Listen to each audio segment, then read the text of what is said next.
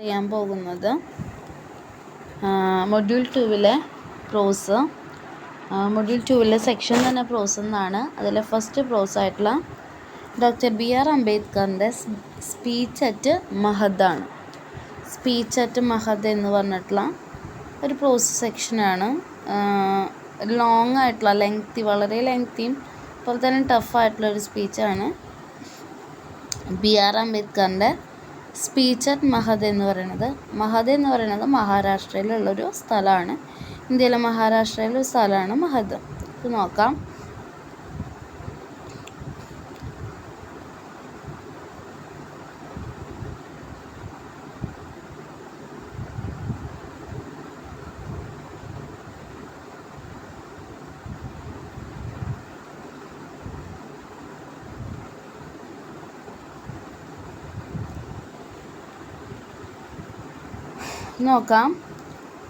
BR Ambedkar, അതായത് Bhimrao Ramji അംബേദ്കറിൻ്റെ speech at മഹദ്. അവിടെ doctor അംബേദ്കറിൻ്റെ ഒരു കോട്ട് കൊടുത്തിട്ടുണ്ട്. അവിടെ പറയണത് കാസ്റ്റ്, ജാതി എന്ന് പറയുന്നത് ഒരു ഫിസിക്കൽ ഒബ്ജക്റ്റ് അല്ല. ഒരു ചുമര് പോലെ ഒരു ഫിസിക്കൽ ഒബ്ജക്റ്റ്. ചുമര് എങ്ങനെയാണ് ഉണ്ടാക്കിയിട്ടുള്ളത്? ബ്രിക്സ് കൊണ്ടാണ്. അങ്ങനെ വയറൊക്കെ വെച്ചിട്ടുള്ള ഒരു ഫിസിക്കൽ ഒബ്ജക്റ്റാണ് വാള്. അതുപോലെയല്ല കാസ്റ്റ് എന്ന് പറയുന്നത്. Caste is not a physical object like a wall of bricks or a line of barbed wire which prevents the Hindus from commingling and which has therefore to be pulled down. Caste is a notion, it is a state of mind. അത് ഉണ്ടാക്കി വെച്ചിട്ടുള്ള ഒരു വാളൊന്നുമല്ല. വാളിൻ്റെ പ്രത്യേകത അത് എന്താ പറയുക, വാളുണ്ടായി കഴിഞ്ഞാൽ അങ്ങോട്ടും ഇങ്ങോട്ടും രണ്ടാളുകൾ രണ്ട് സെക്ഷനായിട്ട് തന്നെ നിൽക്കേണ്ടി വരും അല്ലേ. അങ്ങനെയുള്ളൊരു വാളൊന്നുമല്ല ജാതി എന്ന് പറയണത്. അത് മനുഷ്യൻ്റെ ചിന്താഗതി മാത്രമാണ്. ആ ചിന്താഗതിനെ നമ്മൾ ആ ഒരു മാനസികമായിട്ടുള്ളൊരവസ്ഥയാണ്, അത് നോഷനാണെന്നാണ് ഡോക്ടർ BR അംബേദ്കർ പറയണത്. ഡോക്ടർ BR അംബേദ്കറിനെ വെച്ചിട്ട് പറയുമ്പോൾ ആദ്യം ഇന്ത്യക്കാരനായിട്ടൊരു പോളിമാത്താണ്, അതുപോലെ തന്നെ ഒരു വിപ്ലവകാരിയായിട്ട് സാമൂഹികമായിട്ട് ഒരുപാട് മാറ്റങ്ങൾ വേണം എന്നാഗ്രഹിച്ച ഒരാളാണ്. ചീഫ് ആർക്കിടെക്റ്റ് ഓഫ് ഇന്ത്യൻ കോൺസ്റ്റിറ്റ്യൂഷനാണ്. ഇന്ത്യൻ ഭരണഘടനയുടെ ശില്പി എന്നറിയപ്പെടുന്നു. റൈറ്ററാണ്, രാഷ്ട്രീയക്കാരനാണ്, ഫിലോസഫറാണ്, എക്കണോമിസ്റ്റാണ്, ജൂറിസ്റ്റാണ്, ആന്ത്രോപോളജിസ്റ്റാണ്. ദളിത് മൂവ്മെൻറ്റിന്, ദളിത് അല്ലെങ്കിൽ ബുദ്ധിസ്റ്റ്, ദളിതൊക്കെ താഴ്ന്ന വിഭാഗത്തിൽപ്പെട്ട ആളുകളാണ്. അവർക്കൊക്കെ പുരോഗമനം വേണം എന്നുള്ള മൂവ്മെൻറ്റിന് തുടക്കക്കാരനാണ്. മാത്രമല്ല അദ്ദേഹത്തിന് ഒരു ദളിതാണ്. പേഴ്സണലി അദ്ദേഹം ഒരു ദളിതാണ്. ജാതിയുടെ പേര് ഒരുപാട് ക്രൂരതകൾ അനുഭവിക്കേണ്ടി വന്നിട്ടുള്ള ഒരാളാണ് doctor BR Ambedkar. He was also British India's minister for labour of independent India's first minister of law and justice. British ഇന്ത്യയുടെ ലേബറിൻ്റെ, അതായത് തൊഴിലിൻ്റെ മന്ത്രിയായിരുന്നു. അതുപോലെ ഇന്ത്യക്ക് സ്വാതന്ത്ര്യം കിട്ടിയപ്പോൾ നിയമം, ന്യായം ഇതിൻ്റെയൊക്കെ മന്ത്രിയായിരുന്നു ഡോക്ടർ BR അംബേദ്കർ. സമൂഹത്തിൽ ജനാധിപത്യത്തിൻ്റെ പ്രാധാന്യത്തെപ്പറ്റി അദ്ദേഹം പറയുന്നുണ്ട്. ലിബേർട്ടി, ഇക്വാലിറ്റി, ഫെർട്ടേണിറ്റി, അതായത് സ്വാതന്ത്ര്യം, സമത്വം, സാഹോദര്യം, അങ്ങനെയുള്ള പ്രിൻസിപ്പിൾസിനൊക്കെ അദ്ദേഹം ഒരുപാട് ഇമ്പോർട്ടൻസ് കൊടുത്തിട്ടുണ്ടായിരുന്നു. അതുപോലെ തന്നെ സ്ത്രീകളുടെ പുരോഗമനവുമായിട്ട് ബന്ധപ്പെട്ടിട്ട് ഒരു സ്ത്രീ പുരോഗമിച്ചാലേ ആ കമ്മ്യൂണിറ്റി പുരോഗമിക്കുള്ളൂ എന്നാണ് അദ്ദേഹം പറഞ്ഞിരുന്നത്. അതുപോലെ തന്നെ ഒരു നാഷണൽ ലീഡറാണ്. ഹ്യൂമൻ റൈറ്റ്സ്, അതായത് മനുഷ്യൻ്റെ അവകാശങ്ങൾക്ക് വേണ്ടി ഒരുപാട് പോരാടിയ ഒരു ആളും കൂടിയാണ് ഡോക്ടർ BR അംബേദ്കർ. അദ്ദേഹം ഒരു ദളിത് മഹർ ഫാമിലിയിലാണ് ജനിച്ചത്, വെസ്റ്റേൺ ഇന്ത്യയിൽ. റാംജി മലോജി സാഗ്പാൾ എന്ന് പറഞ്ഞൊരു ആർമി ഓഫീസർ ഉണ്ടായിരുന്നു. അയാളുടെ 14ാമത്തെ മകനായിട്ടായിരുന്നു ജനനം. ഈ ഒരു മഹർ കാസ്റ്റ് ദളിത്സാണ്. അവരെ അൺടച്ചബിൾസ് ആയിട്ടായിരുന്നു സമൂഹം കണ്ടിരുന്നത്. അതായത് തൊടാൻ പറ്റാത്തവർ, തൊട്ടുകൂടായ്മയുള്ളവർ. അതുകൊണ്ട് തന്നെ സമൂഹത്തിൽ നിന്ന് ഓസ്ട്രസൈസ് എന്ന് പറഞ്ഞാൽ വിലക്ക് കൽപ്പിച്ചവരായിരുന്നു. കാസ്റ്റിൻ്റെ, ജാതിയുടെ പേര് പറഞ്ഞിട്ട് ചെറുപ്പത്തിലൊക്കെ ക്ലാസ്മേറ്റ്സൊക്കെ ഒരുപാട് കളിയാക്കിയിട്ടുണ്ട്. അങ്ങനെ പോസ്റ്റ് സെക്കൻഡറി എഡ്യൂക്കേഷൻ കംപ്ലീറ്റ് ചെയ്തിട്ട് അദ്ദേഹം അൽഫിസ്റ്റോൺ കോളേജിൽ അദ്ദേഹത്തിന് സീറ്റ് കിട്ടാൻ വേണ്ടിയിട്ട് ട്രൈ ചെയ്യാണ്. Then university of Bombay affiliated ആയിട്ടുള്ള കോളേജാണ്. അങ്ങനെ അദ്ദേഹത്തിൻ്റെ കമ്മ്യൂണിറ്റിയിൽ നിന്നും ആദ്യമായിട്ട് കോളേജിൽ പഠിക്കുന്ന ഒരു വ്യക്തിയായിട്ട് അദ്ദേഹം മാറി. പിന്നീട് അദ്ദേഹം അമേരിക്ക, ബ്രിട്ടൻ, ജർമ്മനി അതുപോലെയുള്ള അവിടേക്കുള്ള യൂണിവേഴ്സിറ്റികൾ, സർവകലാശാലകളിൽ അദ്ദേഹം പഠിച്ചു. പിന്നെ ലീഗൽ പ്രാക്ടീസ് നടത്തി, ടീച്ചിങ് നടത്തി. അദ്ദേഹത്തിൻ്റെ മെയിനായിട്ടുള്ള ആശയങ്ങൾ എന്ന് പറഞ്ഞു കഴിഞ്ഞാൽ മതം, ജാതി അതിനെ മൊത്തമായിട്ട് വേരോടെ ഇല്ലാതെയാക്കുക. പിന്നെ ഈ വേർതിരിവുകൾക്കെതിരെ അദ്ദേഹം ഒരുപാട് കാര്യങ്ങൾ എഴുതി. ഈ ഒരു അൺടച്ചബിലിറ്റി അദ്ദേഹത്തിന് മൊത്തമായിട്ട് ഹിന്ദു മതത്തിൽ നിന്ന് തുടച്ചു മാറ്റണമായിരുന്നു. ഹിന്ദുയിസം ആൻഡ് ബിക്കം ബുദ്ധിസ്റ്റ് ആയിട്ട് അദ്ദേഹം മാറി. അദ്ദേഹത്തെ ഫോളോ ചെയ്ത ഒരുപാട് ആളുകളും അദ്ദേഹത്തിൻ്റെ കൂടെ വന്നു. 1956 ബുദ്ധിസ്റ്റ് മതത്തിലേക്ക് ആൾ മാറുകയും അദ്ദേഹത്തിൻ്റെ ഫോളോ ചെയ്ത ഒരുപാട് ദളിത്സ് കൂടെ പോരുകയും ചെയ്തു. 1956 ഡിസംബർ 6 അംബേദ്കർ മരിച്ചു. ഡൽഹിയിലാണ് മരിച്ചത്. അദ്ദേഹത്തിൻ്റെ മെയിൻ വർക്ക്സ് ആണ് പറഞ്ഞിട്ടുള്ളത്: caste in India, their mechanisms, genesis and development and 11 other essays on untouchables and untouchability, the untouchables, who were they and why they become untouchables, the annihilation of caste, the Buddha and his Dhamma, etc. ഇതൊക്കെയാണ് അദ്ദേഹത്തിൻ്റെ കുറച്ച് collected ആയിട്ടുള്ള വർക്ക്സും സ്പീച്ചസും. ഇനി മഹദിൽ നടന്ന ദളിത് പ്രക്ഷോഭം അല്ലെങ്കിൽ ദളിത് മൂവ്മെൻറ്റിനെ പറ്റിയിട്ടാണ് നമുക്ക് പറയാനുള്ളത്. മഹദിലൊരു സത്യാഗ്രഹമായിട്ടാണ് നടന്നത്. ആ സത്യാഗ്രഹം മഹദിൽ നടക്കാൻ കാരണം ദളിത്സിന് അവർ അർഹിക്കുന്ന രീതിയിലുള്ള അവകാശങ്ങൾ കിട്ടാൻ വേണ്ടിയിട്ടാണ്. മെയിനായിട്ട് മഹാരാഷ്ട്രയിലെ മഹദിലുണ്ടായിരുന്ന ഒരു ലേക്ക് ഉണ്ട്, തടാകം ചവദാർ. അവിടെ നിന്ന് വെള്ളം എടുക്കാനുള്ള അവകാശം, ചവദാറിൽ നിന്നും വെള്ളം എടുക്കാനുള്ള അവകാശം ദളിത്സിന് വേണം എന്ന് പറഞ്ഞിട്ടാണ് ഈ ഒരു പ്രക്ഷോഭം തുടങ്ങിയത്. ഈ മഹദ് മുനിസിപ്പാലിറ്റി ഓൾറെഡി ബാൻ ചെയ്തിട്ടുണ്ടായിരുന്നു ടു യൂസ് ദ ലേക്ക്. ഈ ലേക്ക് ഉപയോഗിക്കാനായിട്ട് അൺടച്ചബിൾസിനെ സമ്മതിച്ചിരുന്നില്ല മഹദിലെ മുനിസിപ്പാലിറ്റി. അങ്ങനെയായിരുന്നു. അപ്പോൾ അതുകൊണ്ട് തന്നെ therefore the Colaba district depressed classes decided to hold a conference. ഇതിലെല്ലാവരും കൂടെ ഒരു കോൺഫറൻസ് മഹദിൽ കൂടി. മാർച്ച് 19-20 കൂടിയത് 1927. അതിലൊരു 10,000 ഡെലിഗേറ്റ്സ്, അണിയറ പ്രവർത്തകരുണ്ടായിരുന്നു. യങ്ങും ഓൾഡൊക്കെ ആയിട്ടുള്ള വർക്കേഴ്സും ലീഡേഴ്സും ഉണ്ടായിരുന്നു. അവർ ഡിപ്രസ്ഡ്, നിരാശരായിട്ടുള്ള ആളുകളായിരുന്നു. From Gujarat and Maharashtra. ഇവരൊക്കെ ഈ കോൺഫറൻസ് അറ്റൻഡ് ചെയ്തു. അംബേദ്കർ അപ്പം എന്താ പറഞ്ഞത്? ഒരു മെസ്സേജ് പാസ് ചെയ്തു ആളുകൾക്ക് മുഴുവൻ. Which echoed through out the hills. അദ്ദേഹത്തിൻ്റെ ശബ്ദം എല്ലായിടത്തും കേൾക്കാമായിരുന്നു. മഹാരാഷ്ട്രയിലെ വില്ലേജിലും മറ്റും കേൾക്കാമായിരുന്നു. അംബേദ്കർ പറഞ്ഞത് ദളിത്സിൻ്റെ വിദ്യാഭ്യാസത്തിൻ്റെ പ്രാധാന്യത്തെ പറ്റിയിട്ടാണ്. ആ ഒരു വിദ്യാഭ്യാസം ഉണ്ടെങ്കിൽ മാത്രമേ സ്വന്തമായിട്ട് ഉയരാൻ പറ്റുള്ളൂ, സ്വന്തമായിട്ട് സഹായിക്കാൻ പറ്റുള്ളൂ, സെൽഫ് റെസ്പെക്റ്റ് ഉണ്ടാവുള്ളൂ, സെൽഫ് നോളേജ് ഉണ്ടാവുള്ളൂ എന്നാണ് അദ്ദേഹം പറഞ്ഞത്. 20th March 1927 Ambedkar and the guaranteed mob എല്ലാവരും കൂടെ ഈ മഹദിൻ്റെ ആ ഒരു റോട്ടിലൂടെ നടന്നു. ചൗദർ ലേക്കിലെത്തി. All of them drank water from the lake. അവരെല്ലാവരും ആ ലേക്കിൽ നിന്നും, ഇവർക്ക് വെള്ളം കുടിക്കാൻ പാടില്ല, അങ്ങനെ പറഞ്ഞിട്ടുള്ള ആ ലേക്കിൽ നിന്നും ഇവരൊക്കെ വെള്ളം കുടിച്ചു. And asserted their right. ഞങ്ങൾക്ക് ഇതിന് അവകാശം ഉണ്ടെന്ന് അവർ തെളിയിച്ചു. പിന്നെ എന്താ ഉണ്ടാവുന്നത്?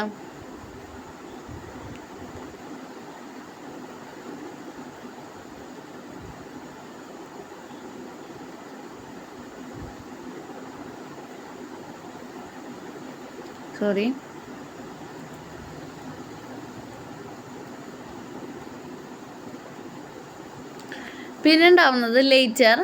അപ്പോൾ ഇതാർക്കും ഇഷ്ടപ്പെട്ടില്ല. പിന്നീട് കാണുന്നത് ലേറ്റർ ഒരു റൈറ്റ് എന്ന് പറഞ്ഞാൽ എന്താ, കലാപം പൊട്ടിപ്പുറപ്പെട്ടു.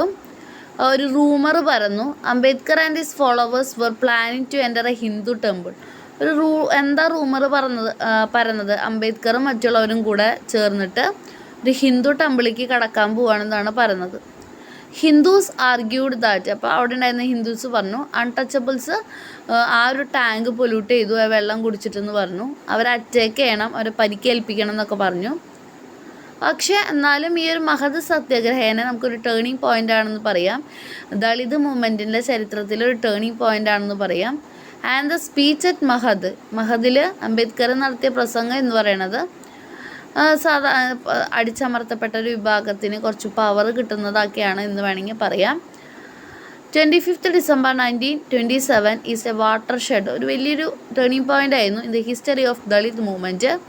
കാരണം ഈ ദിവസമാണ് doctor Ambedkar began a agitation, എല്ലാ അണിയറകളെ പ്രവർത്തകരെയും കൂട്ടി ദളിത് മൂവ്മെൻറ്റ് തുടങ്ങിയത്. അന്നാണ് ചവദാർ ലേക്കിലെത്തിയത് മഹദിൽ. Water of this lake was hitherto, ഇത് ഉയർന്ന ജാതിക്കാർക്ക് മാത്രമേ ഇവിടുത്തെ വെള്ളം കുടിക്കാവൂ. പക്ഷേ അവിടെ അത്ര കാലം ഉണ്ടായിരുന്ന മനുസ്മൃതി അവർ കത്തിച്ചു. അങ്ങനെ ദളിത് പ്രൊട്ടസ്റ്റ് അവിടെ തുടങ്ങുകയാണ്. എന്തിനെതിരായിട്ട്? അൺടച്ചബിലിറ്റിക്ക് എതിരായിട്ട്. ഇനി അവിടെ നമ്മുടെ ഡോക്ടർ ബി ആർ അംബേദ്കർ നടത്തിയ ഒരു ചരിത്രപ്രധാനമായിട്ടുള്ള ഒരു പ്രസംഗമാണ് ഇനി നമ്മൾ പഠിക്കാനായിട്ട് പോകുന്നത്. നമുക്ക് നോക്കാം. The speech. ആദ്യം അദ്ദേഹം എല്ലാവരെയും അഭിസംബോധന ചെയ്യുകയാണ്. അവിടെ കൂടിയിരുന്ന എല്ലാവരെയും അഭിസംബോധന ചെയ്യുകയാണ്. Gentleman, you have gathered here today in response to invitation of Satyagraha committee. സത്യാഗ്രഹത്തിൻ്റെ ആളുകൾ ക്ഷണിച്ചിട്ടാണ് നിങ്ങളെല്ലാവരും വന്നിട്ടുള്ളത്. ഞാനാണ് കമ്മിറ്റിയുടെ ചെയർമാൻ. എല്ലാവരെയും ഞാൻ നന്ദി പറയുന്നു, അല്ലെങ്കിൽ എല്ലാവരെയും ഞാൻ വെൽക്കം ചെയ്യുന്നു ആദ്യമായിട്ട് എന്ന് പറയുകയാണ്. നമ്മളെല്ലാവരും ഓർക്കുന്നുണ്ട് 19th കഴിഞ്ഞ വർഷം മാർച്ചിലെ 19-ാം തീയതി.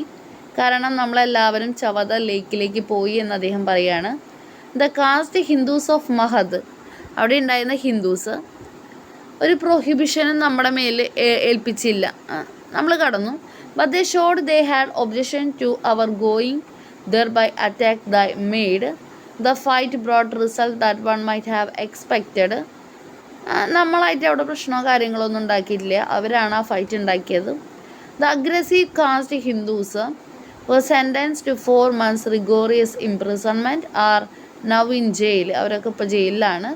If we had not been hindered, നമ്മളിങ്ങനെ അവരെ എതിർത്തില്ലായിരുന്നെങ്കിൽ it would have been proved that the caste Hindus acknowledge our right to draw water from the lake and we should have had no need to begin our present undertaking. ഒന്നും ചെയ്യേണ്ട ആവശ്യം വരില്ലായിരുന്നു എന്ന് പറയുകയാണ്.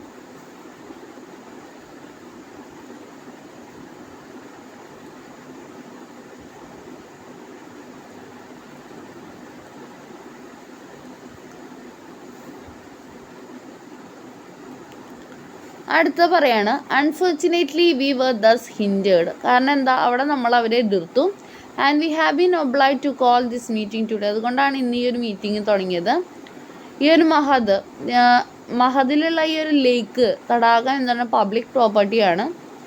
അല്ലാതെ ആ ഒരു ഉയർന്ന ജാതിക്കാർക്കുള്ളതിന് വേണ്ടി മാത്രമല്ല. അവർ അങ്ങനെ പറയേണ്ട ആവശ്യമില്ല. that they not only draw water from the lake themselves but freely permit people of any religion to draw water from it. അവിടുത്തെ ഉയർന്ന ജാതിയിലെ ഹിന്ദുക്കൾ അവർ വെള്ളം കുടിക്കുന്നു, മാത്രമല്ല മറ്റ് ജാതിയിലുള്ളവരും സമ്മതിക്കുന്നു. മറ്റ് റിലീജിയൻസ് ആയിട്ടുള്ള Islamic and accordingly people of other religions such as Islamic do make use of this permission. അവരും അവിടെ നിന്ന് വെള്ളം കുടിക്കുന്നു.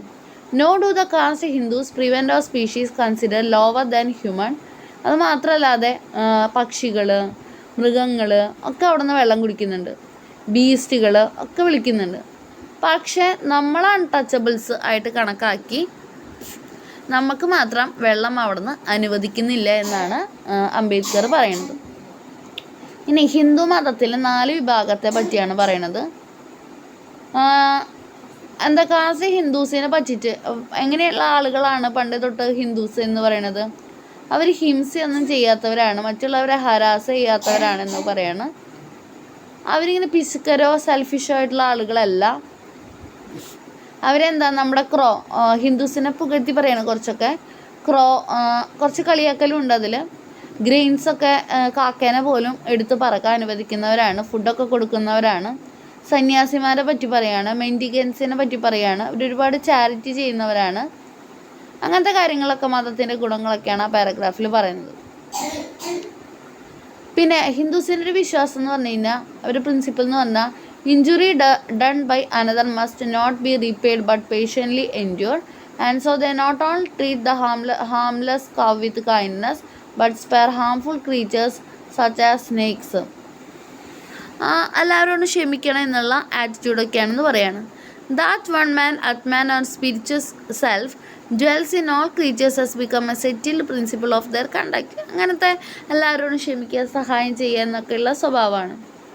പക്ഷേ അങ്ങനെയുള്ള അവർ നമ്മളെ മാത്രം എന്തിനാണ് ആ ചവദ ലേക്കിൽ നിന്നും വെള്ളം കുടിക്കാൻ സമ്മതിക്കാതെ ഇരിക്കേണ്ട ആവശ്യം എന്താണെന്ന് ചോദിക്കുകയാണ്. What cannot help asking the question, why do they forbid us alone? നമ്മളെ മാത്രം അനുവദിക്കാത്തത് എന്താണെന്ന് വീണ്ടും അംബേദ്കർ ചോദിക്കുകയാണ്. It is essential that all should understand thoroughly the answer. ഇതിനുള്ള ഉത്തരം കിട്ടിയേ പറ്റുമെന്ന് പറയുകയാണ്. നമുക്കല്ലെങ്കിൽ തോന്നും ഇന്നത്തെ മീറ്റിങ്ങിന് ഒരു പ്രാധാന്യമില്ലെന്ന്. ഇതിനുള്ള ഉത്തരം നമുക്ക് കിട്ടിയേ പറ്റുമെന്ന് പറയുകയാണ്. ഈ ഹിന്ദുസിനെ 4 കാസ്റ്റായിട്ട് ഡിവൈഡ് ചെയ്തു എന്ന് പറയണത് കസ്റ്റം 4 കാസ്റ്റാണ്. പക്ഷെ കസ്റ്റം അനുസരിച്ച് 5 എണ്ണം അല്ലെങ്കിൽ 4. ബ്രാഹ്മിൻസ്, ക്ഷത്രിയാസ്, വൈശ്യാസ്, ശൂദ്രാസ്, അതാണ് 4 കാസ്റ്റ്. ഈ കസ്റ്റം അനുസരിച്ച് നോക്കുമ്പോൾ ശൂദ്രാസ് കൂടെ അവിടെ വരും. The caste system is the first of governing rules of Hindu religion. അതിനനുസരിച്ചിട്ടാണ് മതം ഭരിക്കുന്നത്. Second is that caste are of unequal rank. രണ്ടാമത്തെ കാര്യം എന്താ, കാസ്റ്റിലൊക്കെ ഒരുപാട് അസമത്വങ്ങൾ കാണാൻ പറ്റും. ഡിസെൻഡിങ് സീരീസാണ് അവിടെ കാണാനായിട്ട് പറ്റുക എന്നും കൂടെ അവിടെ പറയുന്നുണ്ട്. Not only are their ranks permanently fixed by the rule, but assigned boundaries it must transgress, so that each one may at once be recognized as belonging to its particular rank. There is a general belief that prohibition in Hindu religion against intermarriage, interdining. അപ്പോൾ അതുകൊണ്ട് തന്നെ ഇവിടെ മതത്തിൽ ഭയങ്കര ഉയർന്ന ജാതിക്കാരെ അങ്ങോട്ടും ഇങ്ങോട്ടും താഴ്ന്ന ജാതിക്കാരെ മാരേജ് ചെയ്യാൻ പാടില്ല, ഇൻ്റർ മാരേജ് പാടില്ല, അവരൊരുമിച്ച് ഫുഡ് കഴിക്കാൻ പാടില്ല, വെള്ളം കുടിക്കാൻ പാടില്ല, സോഷ്യലായിട്ട് സംസാരിക്കാൻ പാടില്ല, അങ്ങനെ ഒരുപാട് കാര്യങ്ങൾക്കൊക്കെ അവർ റെസ്ട്രിക്ഷൻസ് വെച്ചിരിക്കുകയാണ്, പ്രൊഹിബിഷൻസ് വെച്ചിരിക്കുകയാണ്. But they have been set to show people of unequal rank ശരിയല്ല എന്ന് പറയണം. അവിടെ എവിടെ നോക്കിയാലും അസമത്വം, ഇൻഇക്വാലിറ്റി മാത്രമേ കാണാൻ പറ്റുള്ളൂ എന്ന് പറയണം. ഒരു മനുഷ്യൻ്റെ തലയിൽ കിരീടമുണ്ടെങ്കിൽ അതിൻ്റെ അർത്ഥം ആ മനുഷ്യൻ രാജാവാണെന്നാണ്. ആൻഡ് ബോ ഇൻ ഹിസ് ഹാൻഡ്സ്, ബോ ഉണ്ടെങ്കിൽ എന്താണ് അവിടെ പറയുന്നത്, ക്ഷത്രിയനാണെന്നാണ്. അപ്പോൾ അതിനനുസരിച്ചിട്ടാണ് ഒരു റാങ്ക് അവിടെ ഒരു എന്താ പറയുക, ക്ഷത്രിയാസ്, വൈശ്യാസ് എന്നൊക്കെ പറഞ്ഞ്, ബ്രാഹ്മിൻസ് എന്നൊക്കെ പറഞ്ഞിട്ട് റാങ്ക് കൊടുത്തിട്ടുള്ളത്. ഇനി the caste Hindus of Mahad prevent untouchables from, അവിടെ ഉയർന്ന ജാതിയിലുള്ള മഹദിൻ്റെ സ്ഥലത്തുള്ള ആളുകൾ അൺടച്ചബിൾസിനോട് അവിടെ നിന്ന് വെള്ളം കുടിക്കരുത്, ചവദാർ ലേക്കിൽ വെള്ളം കുടിക്കരുതെന്ന് പറയാണ്. കാരണം പറയണത് എന്താ, ഈ ഒരു അൺടച്ചബിൾസ് അത് കുടിക്കുമ്പോൾ അവിടുത്തെ വെള്ളം പൊല്യൂട്ടാവും, മലിനപ്പെടുമെന്നാണ്. പിന്നെ അത് ഇവാപ്പറേറ്റ് ചെയ്യും, അത് ആവിയായിട്ട് പോവും, പിന്നെ കാണാണ്ടാവും എന്നൊക്കെയാണ് അവർ പറയുന്നത്. ദ മെയിൻ റീസൺ ഇതൊന്നുമല്ല. The main reason for preventing the untouchable from drinking is that they do not wish to acknowledge by such that caste declared inferior by sacred tradition are in fact their equals. ആ ചവദാർ ലേക്കിലെ വെള്ളം അവരും കൂടെ കുടിച്ചു കഴിഞ്ഞാൽ അവർ ഇവരുടെ ഒപ്പം എത്തും എന്ന് ഉയർന്ന ജാതിക്കാർ വിചാരിച്ചിട്ടാണ് അവർ ഈ വെള്ളം കുടിക്കാൻ സമ്മതിക്കാത്തത് എന്നും കൂടെ അംബേദ്കർ പറയുന്നുണ്ട്. എഗെയിൻ ഈ പ്രസംഗം കേൾക്കുന്ന എല്ലാവരെയും അഭിസംബോധന ചെയ്യാണ് ജെന്റിൽമാൻ എന്ന് വിളിച്ചിട്ട്. എന്നിട്ട് പറയാണ് ഈ ഒരു സ്ട്രഗിളിൻ്റെ പ്രാധാന്യം നിങ്ങൾ മനസ്സിലാക്കണമെന്ന് പറയാണ്. അങ്ങനെ സത്യാഗ്രഹ കമ്മിറ്റി നിങ്ങളെ വിളിച്ചത് എന്തിനാണെന്ന് മനസ്സിലാക്കണം. വെറും ആ ചവദാർ ലേക്കിൽ വെള്ളം കുടിക്കൽ മാത്രമല്ല നമ്മുടെ ഉദ്ദേശം എന്ന് പറയണത്. The water of Chavdar lake will make us immortal. നമ്മൾ ആ വെള്ളം കുടിച്ചുകൊണ്ട് നമുക്ക് പ്രത്യേകിച്ച് ഇപ്പോൾ ഗുണമൊന്നുമില്ല. നമ്മൾ ആ വെള്ളം കുടിച്ചു എന്ന് വെച്ചിട്ട് മരിക്കാതിരിക്കൊന്നുമില്ല. ഈ എത്ര നാൾ നമ്മൾ ആ വെള്ളം കുടിച്ചില്ലെങ്കിലും ജീവിച്ചു. We are not going to Chavdar lake merely, ഈ വെള്ളം കുടിക്കാൻ വേണ്ടി മാത്രമല്ല, നമ്മൾ മനുഷ്യരാണ്, we too are human beings എന്ന് മറ്റുള്ളവരോട് പറഞ്ഞു കൊടുക്കാൻ വേണ്ടിയിട്ടാണ് നമ്മളവിടെ പോകുന്നത് എന്ന് പറയാണ്. അതും ഞാൻ ഈ മീറ്റിങ്ങിൽ ക്ലിയർ ആയിട്ട് പറയാനായിട്ട് അനുവദിക്കുകയാണെന്ന് പറയാണ്. Must be clear that this meeting differentiate between the, അപ്പം അതും കൂടെ ഞാനിവിടെ പറയാനായിട്ട് ആഗ്രഹിക്കുകയാണെന്നും കൂടെ പറയുന്നുണ്ട്. ഓക്കെ,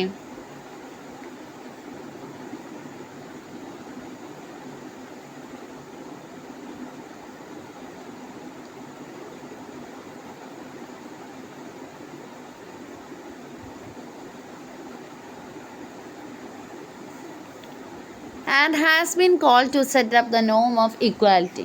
പിന്നെ എന്താ പറയണത്, നമുക്ക് സമത്വം കിട്ടണം, അതിനെ പറ്റിയും കൂടെ പറയണമെന്ന് പറയണം. ഇനി I am certain that no one who thinks of the meeting is a fight will doubt that it is unpredicted. I feel no parallel to a that it found in the history of India. ഇങ്ങനൊരു fight ഇതിനു മുമ്പ് ഹിന്ദിയിൽ ഉണ്ടായിട്ടുണ്ടോയെന്ന് എനിക്ക് അറിയില്ല എന്ന് പറയാണ്. If you seek for another meeting for a past to equal this, ഇതുമായിട്ട് നോക്കുകയാണെങ്കിൽ നമുക്ക് ഫ്രാൻസിൻ്റെ ചരിത്രം എടുക്കേണ്ടി വരും. യൂറോപ്പിൽ ഇതുപോലെ നടന്നിട്ടുണ്ട്. എത്ര വർഷം അതിൻ്റെ 138 ഇയേഴ്സ് എഗോ ആണ്.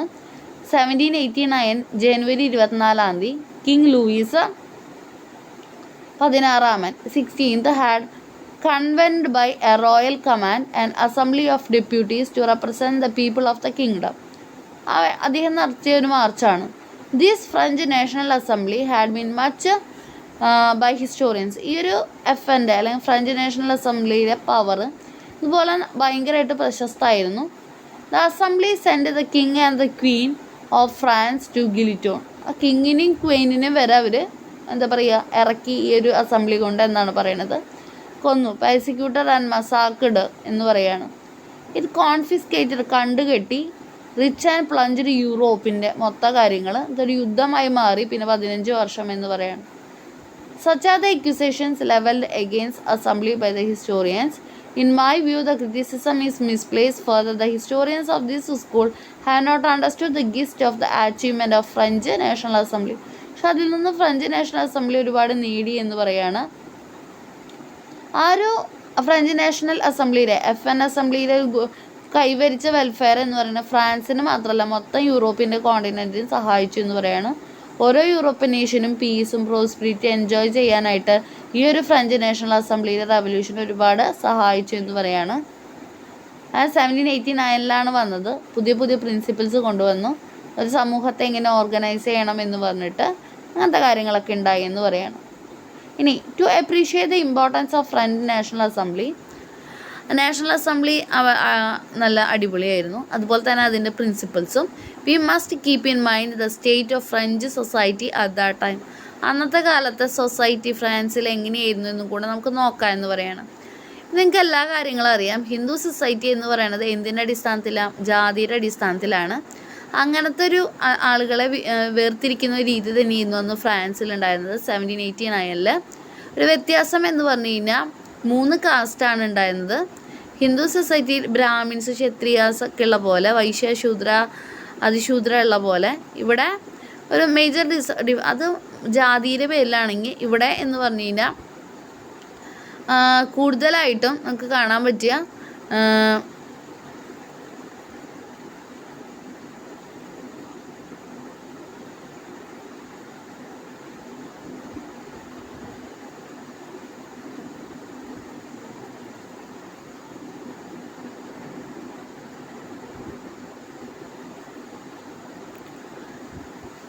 ഇവിടെ നമുക്ക് കൂടുതൽ ദ നേച്ചർ ഓഫ് ഇൻഇക്വാലിറ്റി, അസമത്വം ഉണ്ടായിരുന്നത് എന്ന് വെച്ച് കഴിഞ്ഞാൽ എക്കണോമിക്സ്, സാമ്പത്തികത്തിൻ്റെ ബേസിലായിരുന്നു ഫ്രാൻസിൽ കാണാൻ പറ്റുക. പക്ഷേ ഭയങ്കര ശക്തമായിട്ടുള്ള വേർതിരിവുകൾ ഇനിയായിരുന്നു നമുക്ക് കാണാൻ പറ്റുക എന്ന് പറയുന്നത്. The thing to bear in mind is that there is a great similarity. ഒരുപാട് സാമ്യമുണ്ടെന്ന് പറയുകയാണ്. French National Assembly 5th May 1789 met ചെയ്തതും ഈ ഒരു മീറ്റിങ്ങും, അതായത് ഇപ്പം അംബേദ്കറിൻ്റെ കീഴിലുള്ള മീറ്റിങ്ങും തമ്മിൽ ഒരുപാട് ബന്ധമുണ്ടെന്നാണ് അംബേദ്കർ പറയുന്നത്. രണ്ടും ഏകദേശം ഒരേ സർക്കംസ്റ്റാൻസസിലാണ് വന്നതെന്ന് പറയാണ്.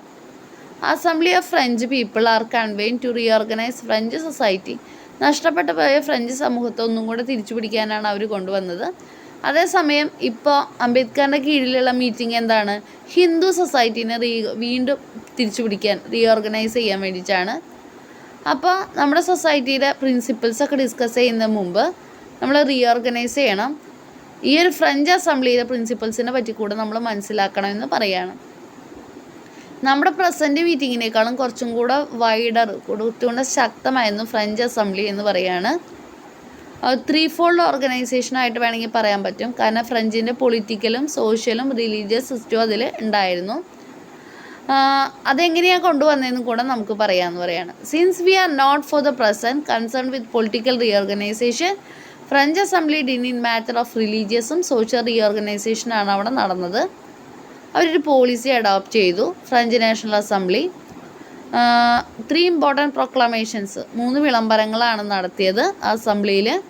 അതിൽ ആദ്യത്തത് ഇഷ്യൂ ചെയ്യുന്നത് 17th June 1789 ഒരു പ്രൊക്ലമേഷൻ ക്ലാസ് സിസ്റ്റത്തെ പറ്റിയിട്ടായിരുന്നു. ഫ്രാൻസിലെ ക്ലാസ് സിസ്റ്റത്തെ പറ്റിയിട്ടായിരുന്നു ആദ്യത്തെ പ്രൊക്ലമേഷൻ, വിളംബരം എന്ന് പറയുന്നത്. ഫ്രഞ്ച് സൊസൈറ്റീനെ 3 ക്ലാസ്സുകളായിട്ട് തരംതിരിച്ചിട്ടുണ്ടായിരുന്നു. ഈ ഒരു 3 ക്ലാസ്സിനെ തരംതിരിച്ചത് ഇനി മേലിൽ ഇല്ല എന്നാണ് അവർ വിളംബരം ചെയ്തത്. എല്ലാം കൂടെ ഒരൊറ്റ ക്ലാസ്സേ ഉള്ളൂ എന്ന്. അതുപോലെ തന്നെ ഓരോ വിഭാഗത്തിനു വേണ്ടി സെപ്പറേറ്റ് ക്ലാസ്സുകൾ റിസർവ് ചെയ്തിട്ടുണ്ടായിരുന്നു പൊളിറ്റിക്കൽ അസംബ്ലിയിൽ. അതൊക്കെ ഇല്ലാതെയാക്കി. അതായിരുന്നു ഒന്നാമത്തെ പ്രൊക്ലമേഷൻ. അതായത് ഒരു ക്ലാസ്സേ ഇനിയുള്ളൂ. രണ്ടാമത്തെ പ്രൊക്ലമേഷൻ പ്രീസ്റ്റുകൾ, പുരോഹിതന്മാരെ പറ്റിയിട്ടായിരുന്നു.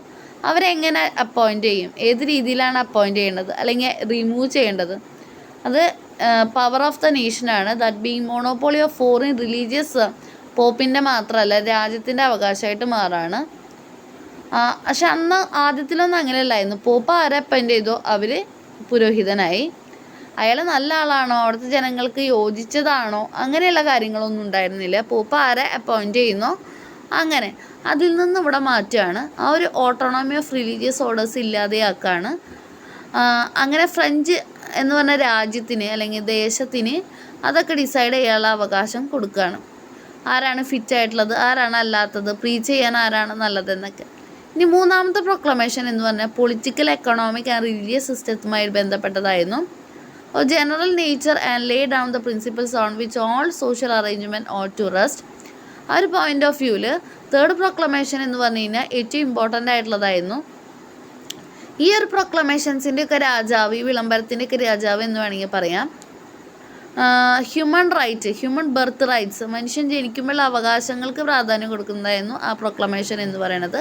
അത് ഹിസ്റ്ററി ഓഫ് ഫ്രാൻസിനെ തന്നെ പിടിച്ചു കുലുക്കി. അതൊരു ഹിസ്റ്ററി ഓഫ് സിവിലൈസ്ഡ് നേഷൻസിനെയൊക്കെ മാറ്റിമറിച്ചു. French assembly in giving in place it's on constitution എന്ന് വേണമെങ്കിൽ പറയാം. ഇതൊരു വലിയ വിപ്ലവമാണ് ഉണ്ടാക്കിയത്. ഇതിന് 17 ക്ലോസസ് ആണുള്ളത്. ഇമ്പോർട്ടൻ്റ് ആയിട്ടുള്ളത് നമുക്കിവിടെ പറഞ്ഞു തരുന്നുണ്ട്. ഒന്നാമത്തത് എന്താ പറയണത്, all human rights are equal by birth. എല്ലാ മനുഷ്യനും കൊടുക്കുന്ന അവകാശങ്ങളും ജനിക്കുമ്പോൾ ഒരേപോലെ തന്നെയാണ്. മരണം വരെ അതുപോലെ തന്നെ നിൽക്കും. ഒരു രീതിയിലുള്ള സ്റ്റാറ്റസ് മാറ്റവും ഇല്ല. എല്ലാവർക്കും ഈക്വൽ ആയിട്ടുള്ള സ്റ്റാറ്റസാണ്. ജനനം തൊട്ട് മരണം വരെ ഒരുപോലെ തന്നെ നിലനിൽക്കണം.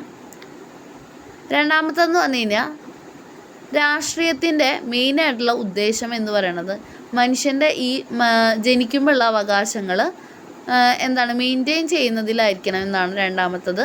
മൂന്നാമത്തെ പോയിൻ്റ്, എവിടെ നോക്കിയാലും സോവേണിറ്റി, പരമാധികാരം വേണം. രാജ്യത്തിനായിരിക്കണം പരമാധികാരം എന്ന് പറയുന്നത്.